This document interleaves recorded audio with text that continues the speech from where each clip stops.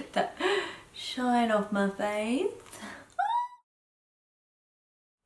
Hey guys, welcome back to my channel. Hi to all the new subscribers that came over from Carly's channel from our adult toys video. Welcome. So this week I put out an Instagram story asking you guys to DM me questions because I've never done a Q&A on my channel, even though I've had YouTube for about 2.5 years now.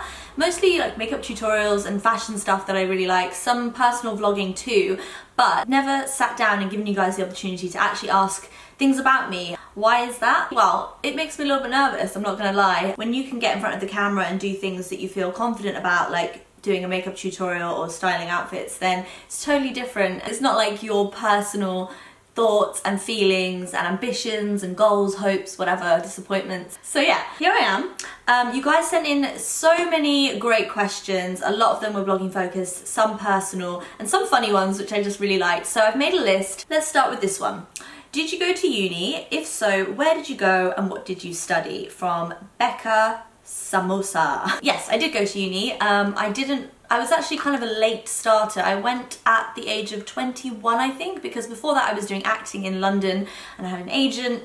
I gave it up, went back to Bristol for a bit to be a stylist for American Apparel, and it was at that point around 21 I was like, I should probably get my ass to uni. So I went to the University of the Creative Arts. It's predominantly a fashion uni for imaging, styling, design, all of that sort of thing, but they had a journalism course and I did the journalism course, and I've always loved writing, but never in my wildest dreams did I think that I would do anything with my journalism degree. But here I am, 9 years later, a blogger. So I guess it kind of all worked out. How did you build your brand and business? Any advice would be welcomed. And that is from Rebecca Ann Williams. How did I build my brand? So I have been blogging now going on 3.5 years. I've been full-time blogger for 16 months, I think, so a year and a bit. And how did I get started? Well, I actually hated my job. It was in advertising. I really didn't enjoy it anymore. I decided to spend the next 9 months just building a blog, which sounds crazy, but I actually had another business on the side, a nail polish business, which no longer exists because it just got very overwhelming and too much work for me to continue with. But at that point I actually started, as I was working from home, started my business. Now the name's stylelobster, which is my blog. Everyone always asks me, where did that name come from? And genuinely, there's no story behind it whatsoever. I wanted something that would immediately reference me as stylish fashion person, and then something completely random and quirky that people just would not forget. Hence the word stylelobster was born, and nobody forgets it. In fact, I go to events sometimes and people are like, oh, you're the lobster girl. I'm like, yeah, that's me. What can you do? I did it to myself. So yeah, I took 9 months to really focus on starting a blog, reaching out to PRs, learning photography, knowing what, like kind of discovering what works, and then that was it. I went back into full-time work after 9 months, but continued my blog on the side, and then eventually got to the point in my new job where I couldn't do both anymore and I had to go full-time. So this one is a question that came from 2 people, sort of similar, at Ellie and Todd's and Lucinda Anderson, and they asked me, how do you motivate yourself to move from the breakfast table to the desk when you work from home and not get up and get ready a lot later? I find it difficult. Any tips? I'm not gonna lie, I also find it difficult. I sort of come alive late at night. That's when I am my most productive. So mornings to me are pretty useless. If I have like an event in the diary or a breakfast or a meeting, then yes, of course I'm up early like the rest of the world. But if I am working from home and don't have any like very early morning engagements, I will just get up at my own leisure because I know I will be working late. All last year I worked till midnight every single night without fail, because that was the year I went full time, so I really wanted to give it my all. So this year I'm being a lot more relaxed about it. But to answer your question, how do I find motivation? Well, for starters, client deadlines are one. When someone's expecting something from you, that always gets my ass out of bed. I'm sorry if I'm shattering an illusion there, but no, I'm not a morning person at all. Tried to be. It's not worked out so far. And motivation for me mostly is paying them bills, honey. Okay. This is a funny one from Lauren Crow, my friend Lauren. She asked me, where did you learn to twerk? Now, I'm wondering how you even know I can twerk, Lauren. I put it up on social media when I was drunk sometime, I'm not even sure. But yes, I can twerk. I love dancing. It's one of the things in life that gives me absolute liberation and just a completely free mind, and I enjoy it so much. I love dancing. And I can twerk because I spent a lot of my teenage years growing up in the Caribbean. I lived in Puerto Rico, and they have this dance that was very much at all the school dances from a very young age of like 11, and it's called perreo, and it's like when you shake your ass really fast, and this is like way before Miley Cyrus started twerking or any of that. So in order to be, you know, a cool kid at my school, I need to learn how to shake my white ass real fast and real quickly. So I did, and luckily, even though I am quite slim, I have quite a big bum, so lots of stuff to jiggle. I've always loved dancing, and I guess twerking just came naturally to me. What are your favourite London restaurants and bars? Good question. But my favourite type of cuisine, oh my god, I love everything. It's really hard. I love Mexican, I love Peruvian. One of my favourite restaurants is Koya on Piccadilly. I also love Smokestack here in Shoreditch, right where I live. It's like American barbecue. I love barbecue, oh my god. Like shrimp, lobster, steak, ribs. Any bar that can do a good margarita in a short glass on the rocks with a salt rim is good with me. I love Dishoom. I think it's amazing for Indian food. McDonald's, no, I'm joking. Have you ever had an apple pie in a McFlurry before? That was like a favourite of mine when I was at university because I literally lived across the road from a McDonald's. I might link a few more down below in the description box for you guys once I've had a think. Where is your favourite place to travel to? Well, growing up in the Caribbean, I never really got used to the cold weather, so anywhere hot. The warm weather makes me so much happier and brighter and in a better mood. It also helps me become a morning person. So yeah, anywhere hot. I love the Caribbean. I think there's something so incredible about it. You know, just the smell and the weather and the way the air feels on your skin. It's hot, but it's like balmy as well. I've never been to Asia and I really want to go. I think I will love it there. And I'm also a city gal too. I love London. I love traveling to Paris and seeing new cities. Also, the Amalfi Coast in southern Italy is just a dream. Okay, so Lynn J. Nev asks me, do you want to have a family? Yes, I do want to have a family. I would love to have a family. Every long-term relationship I've ever been in, there's always been talk of having babies and marriage and all of that stuff. So yeah, it's something I really want to do. It's really weird actually.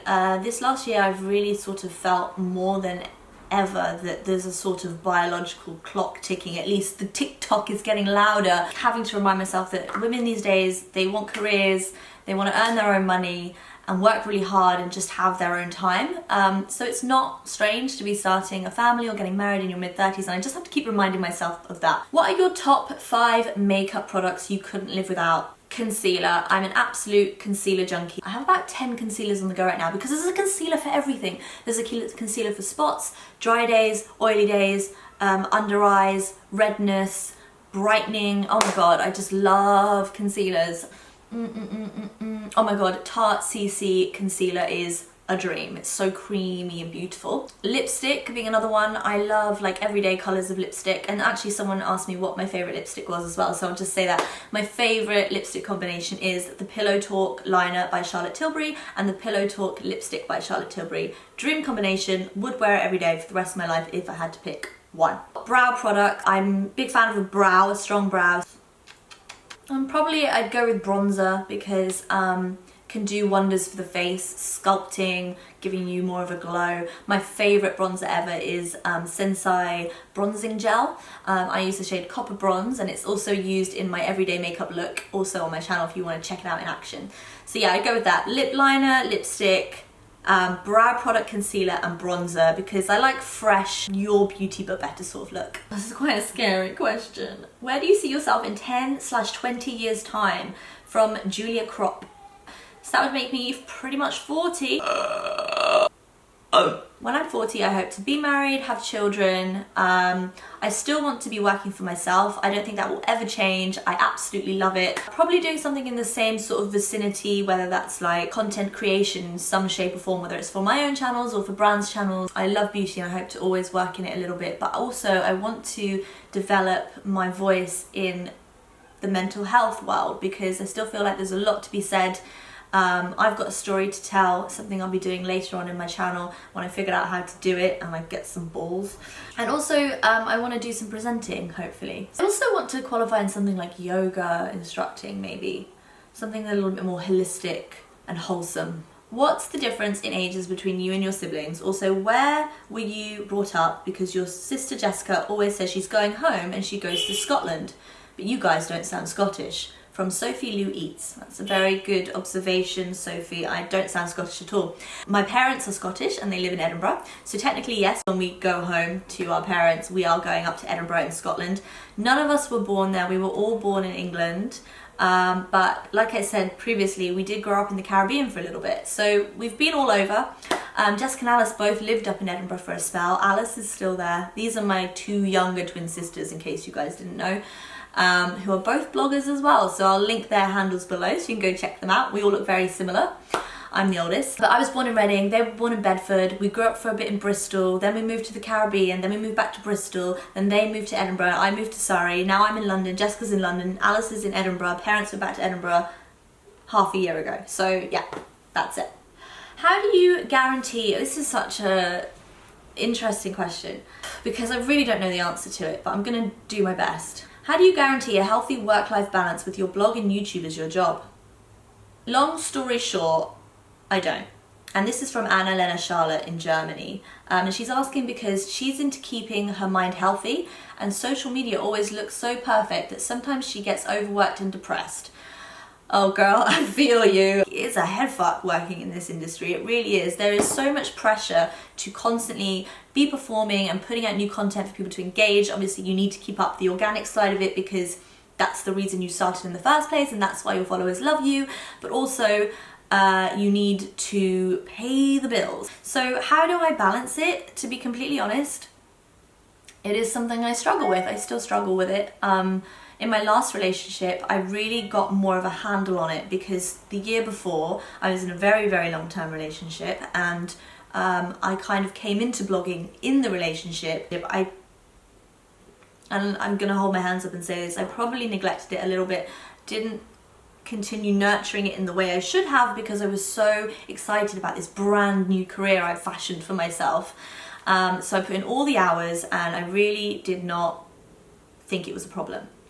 And then I broke up with him and I was single, and then it definitely wasn't a problem because I was only ever answering to myself. So again, the work-life balance really wasn't there because all my spare time was spent working and then obviously doing some fun stuff on the side with my mates. But then I got into another relationship and that guy really didn't like it and he wasn't afraid to say so. You know, he was quite an outspoken guy. And although he tolerated it a lot because he did understand that my job is full-time, it can be 7 days a week, I'll have a Tuesday afternoon off with him and we'll go do something, and it means that I'll be posting at 2 p.m. on a Sunday when, you know, everyone else is just relaxing at home. So it's really about juggling, and I don't think the word balance really exists, to be honest, because you make your choices and you live by that, you know, and if you want to work your ass off, then do it. It's not a problem. Just be mindful that you're not hurting anyone else or neglecting anyone else. I just try and go with how I'm feeling at the end of the day. If I'm tired, I'm worn out, and I don't have any pressing jobs or deadlines, then I will just take a few days off. And when I say a few days off, I mean I'll probably just do social media because social media never stops. It's not that big a deal. I've kind of accepted the fact that I need to be on it 7 days a week until otherwise. And there will be a time that comes in my life when I feel like I probably want to step back a little bit more. But that time isn't now. So for right now, I'm just hustling, working, and just kind of doing what I feel like. And if that means that I'm working too much, then that's what it means. This is a question from Kate Fawkes. She says, can you identify any experiences or pieces of advice that gave you the self-assurance to get yourself out there in the first place? She says, I get a huge amount of self-fulfillment in creating and sharing my thoughts, but I'm embarrassed at the thought of someone I know seeing what I'm doing and judging me badly or thinking that I'm trying to be someone. And then I just want to delete everything. It's really, well, that makes me sad. I know exactly where you're coming from. I think a lot of bloggers, when they first start what they're doing, they're quite trepidant of putting out their opinions on the internet, because I think a lot of the time, especially when you have a small following and you're just beginning, like, who actually gives a shit? Like, the people that I know in real life know that this isn't my job, and therefore they might just assume that I'm trying to be someone. I totally get what you're saying. I felt that way too, but I just had to push through because I saw an end goal, and that was the fact that I wanted to become an established blogger. So you can't reach the end goal without actually just doing it. And I understand that you might feel embarrassed about it, but you're not trying to be someone. If you put something out on the internet, then you're being yourself already. Like, that is you. You're nobody else, and no one can take that away from you. So if you want to put out a post that says, hey, I tried this new lipstick, I really like it for X, Y, and Z reasons, here's a picture of me wearing it, like, fucking do it, man. Like, so what if someone's like, who do you think you are, like, telling the internet that you like this lipstick? I mean, there's thousands, hundreds of thousands of us every single day doing exactly that, whether it's an actress, whether it's a normal person being stopped in the street asking their opinion on BBC News about the local weather. Oh my gosh, this picture's straight. Not straight. What's that? No, that. I think I made it worse. Sorry. Distracted. Yeah, what I'm trying to say is, you're already somebody, and if you've got an opinion, put it out there. It doesn't matter if people don't like what you say. Why hinder yourself potentially having the career you want because someone's got an opinion about you putting something on the internet? I imagine you already put stuff on the internet, so why not put more on the internet? I mean, even Joe Blogs, who's probably going to turn around and be like, oh, who does Caitlin think she is, like, putting this on the internet? I mean, I'm sure he put up his dinner last night and said, oh, this was great, I loved it, I'm such a good cook. Like, he's doing the same thing. So whatever, it doesn't matter. If you want to put it on the internet and you feel comfortable about it and you're proud of it and you've got an end goal, you have to do it. There will never be a moment in your life that everybody likes what you're doing. So you need to put that to the back of your mind and just do you, because that is the only thing that's going to make it work. Okay, so this is from one of my best friends, Emily. She's messaged me. She says, what motivates you to work so hard every day? Well, money. And that is the God's honest truth. Like, I cannot afford to pay my rent, I can't afford to buy clothes, I can't afford to put food on the table, I need detergent to wash my laundry with. If I didn't need any of that stuff, I'd probably be doing a lot less work and exactly what I wanted when I wanted it. But motivation to get up every morning is mainly money. And I don't even care how that sounds, because that's the truth. Other motivations I have is when I'm passionate about something. Like, me and Kat are filming a project at the end of this week, which is slightly scary, but you know, I have a visual in my head and we're just going to try something new, and that's also motivation. Yeah, I'd say mainly money. What is your life goal and what makes you most happy? From Hannah Dawson 13. Oh my god. I think to be happy, isn't that anyone's life goal? I remember when I was younger and I used to blow out my candles every year at my birthday. I remember every year my birthday would come around and there'd be candles on the cake and everyone would say, blow them out, make a wish. And I did. And every year it was something like, oh, I want to be prettier, or I really want this new dress, or oh, I wish Mike from 6th grade liked me, or whatever. And then I remember there was a point in my life, and I think it was when I was around 24, I started blowing my candles out and saying the same wish, and that was, I want to be happy and I want to be healthy. I feel like you reach a level of maturity in your life when you're able to say that you want those sort of intangible things like happiness and health, because the older you get, the more important it is being happy and being healthy. Chloe Langer, who is an amazing illustrator, by the way. How do you stay inspired to create new content and motivated to post regularly? I constantly feel under pressure to post for fear of losing followers. I think this is such a common feeling amongst anyone that runs a business online. Obviously, people are fickle and they don't give a shit, and they're very quick to forget what you do. I mean, first of all, I absolutely love photography and taking images and, you know, going out and living a fulfilling life, full of excitement or even just beauty. You know, seeing the beautiful things in life inspires me. And if I can capture a moment, then, and it's something I think that it's worth sharing with all my followers, then that's that really. So yeah, just living your best life, I think, is a way to stay inspired. And with regards to posting regularly, my honest answer there is the more regularly you post, the more traction and interaction your feed gets, the more followers you get, the more likes you get. So that really is the motivation, honestly. Growth. The more you put in, the more you get out. And there is no simple or easier way around that. H3Yaks asks, what's your favourite high street skincare?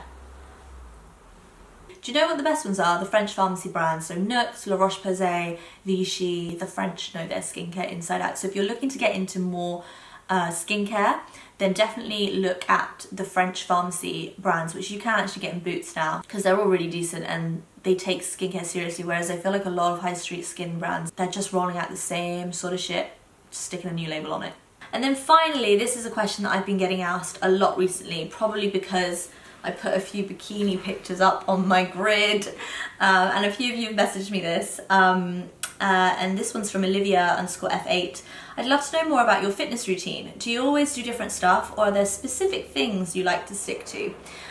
So fitness for me is a really interesting one, and I'd like to do more on this because I now know more and I'm now more into fitness, whereas before I really just relied on the fact that I had quite a good metabolism. But fitness is not just about aesthetics, it's not just about being slim or toned or whatever, you know, it's about having a healthy mind. And ever since I can thank my ex for this actually, because he is in the fitness industry, but he really got me into working out.